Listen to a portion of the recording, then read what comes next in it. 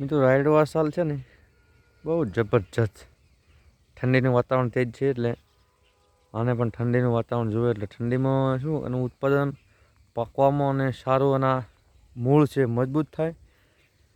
પાયોનર રાયડું છે.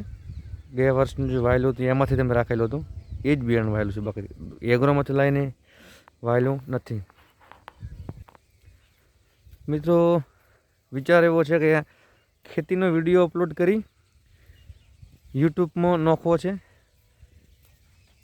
સહકાર અને અત્યારે તો યુટ્યુબનો એટલે સોશિયલ મીડિયાનો જમાનો છે. દરેક લોકો એમાંથી એનું ગુજરાન પણ ચલાવતા હોય છે. અમે પણ ટ્રાય મારી, કદાચ એના તો નસીબ જાગી જાય, ચાલી જાય માર્કેટમાં તો પછી પ્લાન છે કોઈક કરો એમ નવું. અમે મહિને તો આપણે 300 બેલેન્સ જાય જ છે. એમાં કોઈ ફર ઇન્સ્ટાગ્રામની રીલું જોઈને સાઈટ માર્ક થોડુંક કરીએ એટલે કેવું ચાલે છે માર્કેટમાં. અને આ થોડું પહાણ વાયેલ છે રાઈડ, થોડું લેટ, મૂળ 10 દાડાનું અંતર છે આમાં. અને અમારા સાઈડમાં